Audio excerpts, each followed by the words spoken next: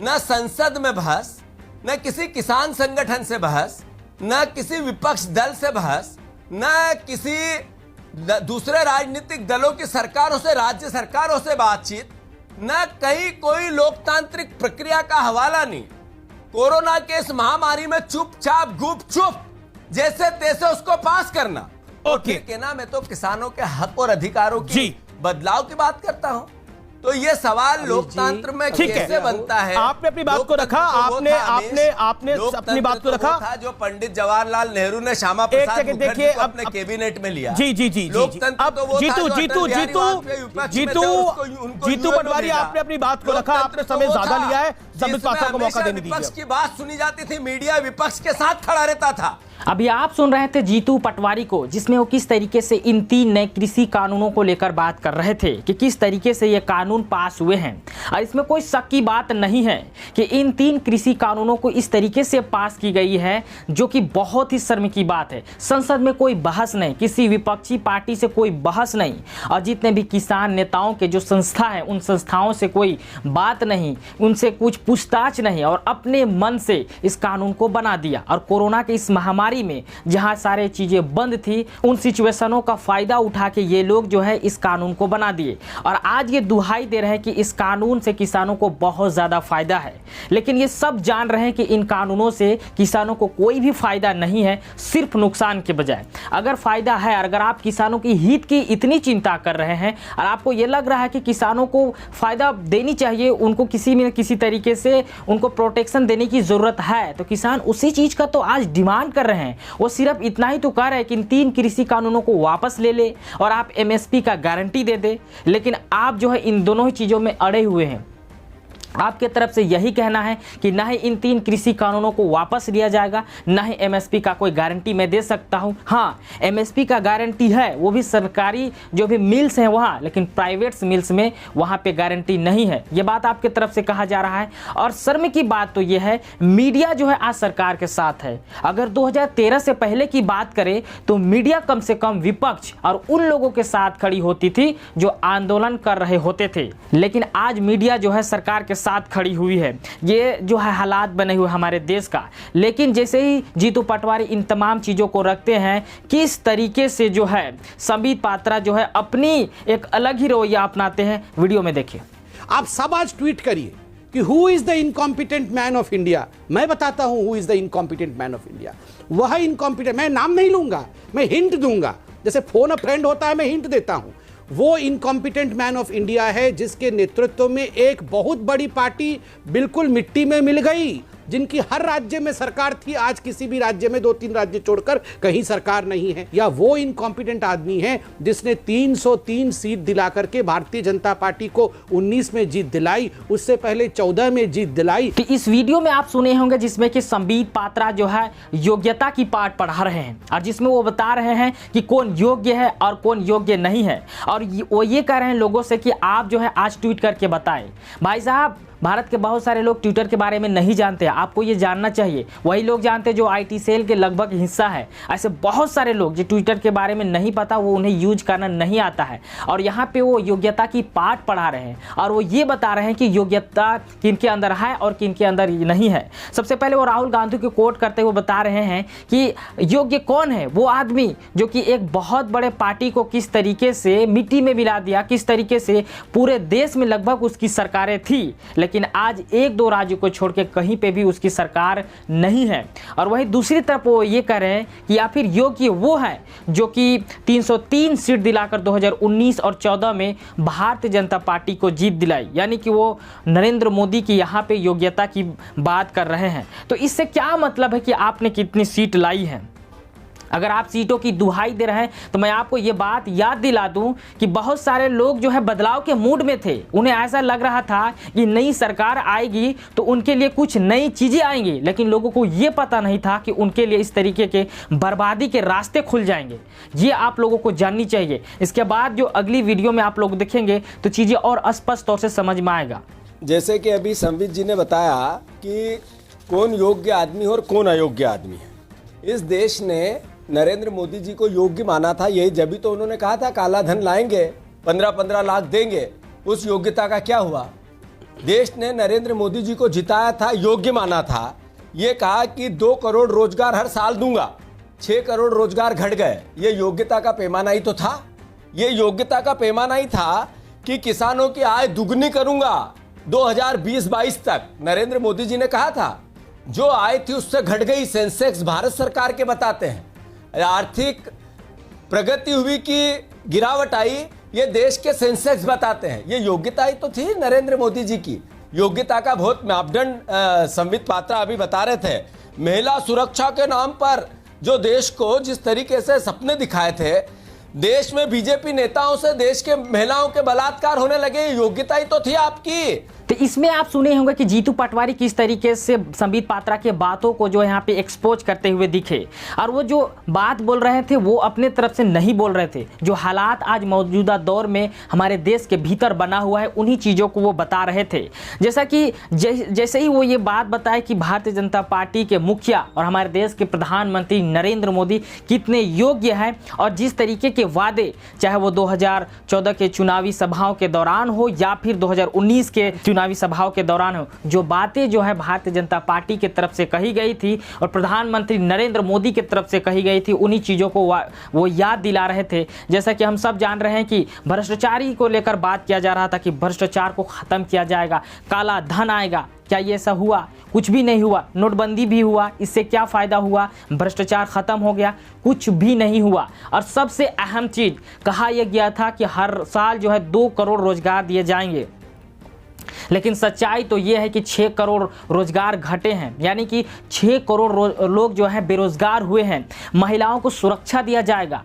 हम सब जान रहे हैं कि महिलाओं को किस तरीके से सुरक्षा दिया जाता रहा है भारतीय जनता पार्टी के सरकार के तत्वाधान में। मैं आप लोगों को थोड़ा सा पीछे लिए चलता हूं। आप लोगों को याद होगा, आसिफा एक छोटी सी बच्ची थी, उसके साथ जब दरिंदगी होती है तो किस तरीके से भारतीय जनता पार्टी के वरिष्ठ नेता जो है उन दरिंदों के साथ खड़े होते हैं और तिरंगा यात्रा निकालते हैं, तिरंगा को अपमानित करते हैं। और आप लोगों को हाल ही में हाथरस याद होगा, उसमें किस तरीके से एक मासूम लड़की के साथ दरिंदगी की जाती है, और उन दरिंदों के साथ यही भारतीय जनता पार्टी खड़ी होती है और ये लोग दुहाई देते हैं कि महिलाओं को सुरक्षा दिया जाएगा।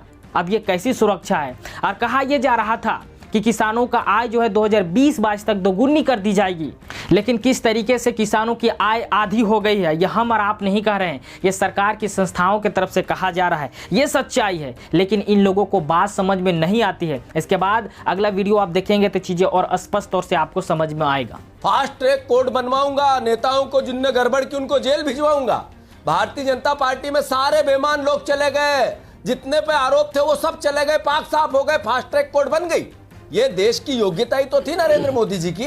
ये योग्यता ही थी कि महंगाई की बहुत हुई, महंगाई की मार। अब की बार मोदी सरकार, पेट्रोल हो गया 100 के पार, गैस की टंकी चलेगी 800 पार। ये योग्यता ही थी संबित जी। ये देश इसलिए योग्य और अयोग्य की लड़ाई लड़ रहा है। चुनाव में तो भरोसा किया देश ने, ये जरूरी था। उसके बाद ही सवाल उठ रहे हैं, 7 साल बाद, 6 साल बाद।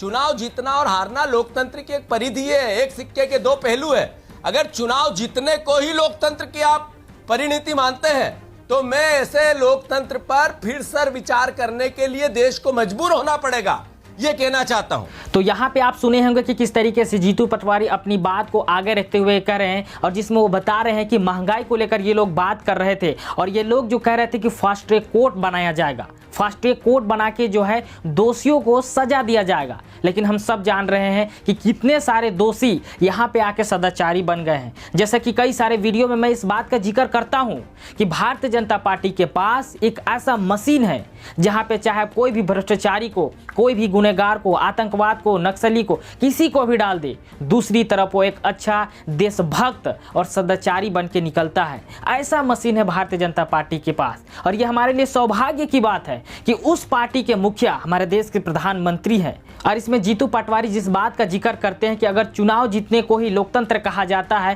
तो ऐसे लोकतंत्र के बारे में जो है हम लोगों को सोचना चाहिए। ये बात कहते ही अगर लोकतंत्र नहीं है तो शाहीन बाग क्यों हुआ? लोकतंत्र नहीं है तो किसान कैसे बैठे हुए हैं? लोकतंत्र नहीं है तो इतना कुछ आप बोल कैसे रहे हैं? लोकतंत्र है तो बोल रहे हैं ना।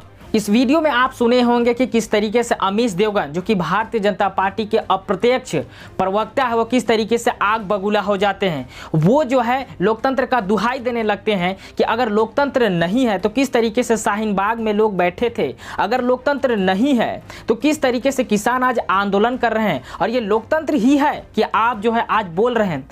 तो मैं उनको बताना चाहता हूं कि इसे लोकतंत्र नहीं कहा जाता है। इसलिए नहीं कहा जाता है क्योंकि जब शाहीन बाग में लोग बैठे थे तब भी उनके साथ किस तरीके के दुर्व्यवहार किए जा रहे थे, और आज जब किसान आंदोलन कर रहे हैं तब भी किस तरीके के शब्दों का इस्तेमाल किया जा रहा है। आज उन्हें आतंकवाद कहा जाता है। आज ये कहा जाता है कि कनाडा और पाकिस्तान से पैसे आ रहे हैं और उन्हीं पैसों के बलबूते यहाँ पे जो है ये धरने चल रहे हैं, उन्हें अपमानित किया जा रहा है। और दूसरी तरफ के दूसरा मुखौटा कि हम किसानों के साथ खड़े हैं। जब आप किसानों को सम्मान नहीं दे सकते तो किसानों को लेकर जो है आप इस तरीके की बात कैसे कर सकते हैं? आप किसानों को सामान कैसे दे सकते हैं? आप ये नहीं दे सकते हैं। आप जिन वादों का बात कर रहे हैं वो सिर्फ आपका मुखौटा है, लेकिन ये सब चीजें आप लोगों को समझ में नहीं आता है। ये लोकतंत्र है कि भारत के लोकतांत्रिक जितनी संस्थाएं हैं, वो चाहे आईबी हो, चाहे सीबीआई हो, चाहे ईडी हो, चाहे जुडिशियर हो, चाहे आपका जर्नलिज्म हो, इनको मैनिपुलेशन करके चलाया जाता है।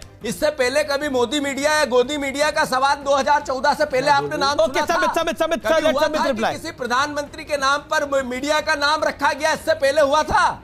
तो इस वीडियो में आप सुने होंगे जिसमें जीतू पटवारी जो है बहुत ही अच्छी बात को कह रहे हैं। ये बात सही है कि अगर ये लोग कह रहे हैं कि लोकतंत्र है तो इस लोकतंत्र के रहते हुए चाहे वो आईबी हो, सीबीआई हो, ईडी हो, जुडिशरी हो या फिर मीडिया जिसे संस्थान जिसे चौथा स्तंभ कहा जाता है, आज उन्हें मैनिपुलेट करके क्यों चलाया जा रहा है? आज उन्हें सरकार जो है अपने अंडर क्यों कर लिया है? और आज इस तरीके के नारे क्यों लग रहे हैं गोदी मीडिया, मोदी मीडिया? और वो ये कहते भी है, सच्चाई भी है कि 2013 से पहले किसी भी प्रधानमंत्री के नाम के साथ कोई भी मीडिया का नाम नहीं जुड़ा था। लेकिन आज दुर्भाग्यपूर्ण हम एक ऐसे वक्त में जी रहे हैं और हमारे देश के प्रधानमंत्री एक ऐसे व्यक्ति हैं जिसके नाम से इस तरीके के मीडिया जैसे संस्थाओं का नाम जुड़ चुका है। और यह बहुत शर्म की बात है क्योंकि मीडिया एक चौथा स्तंभ है और यही वो एक स्तंभ है जो कि सरकार को कंट्रोल में रखती है। लेकिन आज ये संस्था जो है पूरी तरीके से सरकार की हो गई है और जितने भी संस्थाएं जो कि मैंने आप लोगों को गिनाए, ये सारे संस्थाएं आज सरकार के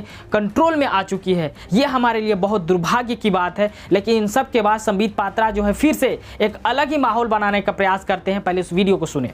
पहली बात इन्होंने कहा देश में इकोनॉमी पूरी खत्म हो गई है, देश में कोरोना के कारण मृत्यु हो गई है, देश में नारी का कोई सम्मान नहीं है, देश में किसी को भी किसी नौजवान को यहाँ नौकरी नहीं मिल रही है, तो मोदी अयोग्य है, मोदी कुछ नहीं कर पा रहे हैं, देश डूब गया है। इतना कुछ होने, अगर इतना कुछ हो जाता तो आप बताइए भारतीय जनता पार्टी की सरकार कहाँ जाती? मैं बताता हूँ सादा हिंदी में, भारतीय जनता पार्टी की सरकार फिर तेल लेने चली जाती। तो इसमें आप सुने होंगे कि किस तरीके से संबित पात्रा जो है जीतू पटवारी के तमाम चीजों को सुनने के बाद आक्रोश में आ जाते हैं और वो जो है कहने लगते हैं कि आप जिस तरीके से बात कर रहे हैं कि आज देश में नौजवानों को नौकरी नहीं है, आज जो है महिलाओं को सुरक्षा नहीं दिया जा रहा है, आज जो है कोरोना के कारण मृत्यु हो रही है, आज हमारा देश का इकोनॉमी खत्म हो चुका है। अगर ऐसा हुआ होता तो आज जो है भारतीय जनता पार्टी की सरकार कहाँ गई होती? वो बोलते हैं, मैं सादा हिंदी में बता देता हूँ कि अगर ऐसा हुआ होता तो भारतीय जनता पार्टी की सरकार, नरेंद्र मोदी की सरकार तेल लेने गई होती। और ये कहते हैं कि क्या इसलिए भारतीय जनता पार्टी की सरकार और नरेंद्र मोदी जो है योग्य नहीं है? तो मैं आपको बता दूं वाकई में आज सरकार योग्य नहीं लग रही है। मैं ये नहीं कह रहा हूं कि वो योग्य है या नहीं है, लेकिन लग तो यही रहा है कि वो योग्य नहीं है। और आप जिस तरीके के बात कर रहे हैं कि अगर ऐसा कुछ हुआ होता तो ये सरकार तेल लेने जाती, लेकिन आपको याद रखना होगा कि बहुत जल्दी आप तेल लेने जाएंगे, क्योंकि जिस तरीके के माहौल आप बना रहे हैं ना, अब बहुत दिनों तक इस देश में और नहीं रह पाएंगे। जिस तरीके के हालात आप बना रहे हैं, एक एक करके आप लोगों को टारगेट बना रहे हैं, कभी धर्म के आधार पर तो कभी किसी के दूसरे आधार पर। आप जिस तरीके से लोगों को एक एक करके आप जो है टारगेट बना रहे हैं, लोग सजग हो रहे हैं और आप फिर इस तरीके के बातों को करते हैं। हो सकता है आज बहुत सारे लोग आपका साथ दे रहे हैं और आपको यह लग रहा है कि इतना कुछ करने के बावजूद हम चुनाव जीत गए हैं, क्योंकि हम सब लोगों को पता है कि जब लॉकडाउन लगा था तो लॉकडाउन के दौरान बिहार के लोगों को किस तरीके के परेशानियों से जूझना पड़ा था। बावजूद इसके भारतीय जनता पार्टी की सरकार, एनडीए की सरकार बिहार में बनी। यही वो गलती हुई जिसके वजह से आज सरकार इतना खुल चुकी है और उसे यह लगता है चाहे वो कुछ भी कर ले, लेकिन वो एक ऐसा काम कर चुकी है, धर्म के आधार पर लोगों को इस तरीके से ब्रेन वॉश कर चुकी है कि लोग हर हालत में उन्हीं को चुनेंगे, क्योंकि लोगों को वो वादा कर चुके हैं और लोगों को ये यकीन हो चुका है कि हिंदू राष्ट्र बनेगा और उससे उन्हें बहुत फायदा होगा। लेकिन तमाम लोगों को ये बात जाननी होगी कि ऐसा कुछ नहीं होगा और इससे आपको कोई फायदा भी नहीं होगा। ये काम सिर्फ अपने पूंजीपति मित्रों के लिए कर रहे हैं, न कि आपके लिए। ये आपको सिर्फ ब्रेन वॉश करके अपनी जो है उल्लू सीधा कर रहे हैं। ये बात आपको समझ में नहीं आ रही है और ये बताना चाह रहे हैं इन टीवी डिबेट्स में बैठ के, लेकिन आप लोग समझना नहीं चाह रहे हैं। सोचे ना, ये यही तो बताना चाह रहे हैं कि अगर ऐसा हुआ होता तो फिर आज इनकी सरकार तेल लेने जाती, क्योंकि ये बात इनको अब पूरी तरीके से समझ में आ चुकी है कि इतने परेशानियों के बावजूद आप लोगों ने देखा था कि लॉकडाउन जब हुआ था तो बिहार के जो भी रेहड़ी मजदूर थे, किस तरीके से उनके साथ दुर्व्यवहार किया गया था। हजारों किलोमीटर की दूरियों को किस तरीके से वो लोग पैदल सफर किए थे, किस तरीके से बिना खाए पिए नंगे पांव उतनी धूप में गर्मी में वो लोग चले थे। उन तमाम दर्दों को भूल के वो लोग फिर से उसी सरकार को सत्ता में जो ले लाए, यही वो गलती हुई जिसके वजह से अब इन्हें कॉन्फिडेंस आ गया है कि नहीं, चाहे ये जितने भी गलती कर ले लेकिन सरकार हमेशा इन्हीं की रहेगी। ये बात आपको समझना होगा। और ये जिस तरीके के चीज़ों को आप लोगों को बताते हैं कि हिंदू राष्ट्र बनेगा, इस चीज़ से आपको बाहर आना होगा और आप लोगों को सिर्फ इतना समझना होगा कि देश रहेगा तो हम रहेंगे, देश तरक्की करेगा तो हम तरक्की करेंगे, देश खुश रहेगा तो हम खुश रहेंगे, देश में अच्छी व्यवस्थाएं आएंगी तो उन व्यवस्थाओं का फ़ायदा आप ही को मिलेगा, न कि किसी दूसरे व्यक्ति को। लेकिन यह बात आपको समझ में नहीं आ रही है, लेकिन जब आएगी बहुत देर हो चुका होगा। लेकिन अगर आप चाहते हैं कि जल्द से जल्द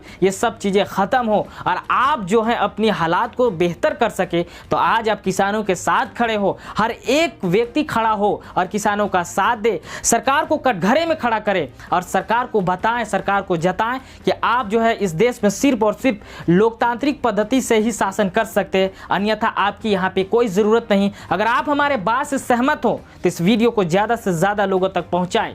तो आज की इस वीडियो में बस इतना ही, फिर मिलेंगे एक नई वीडियो के साथ। जय हिंद।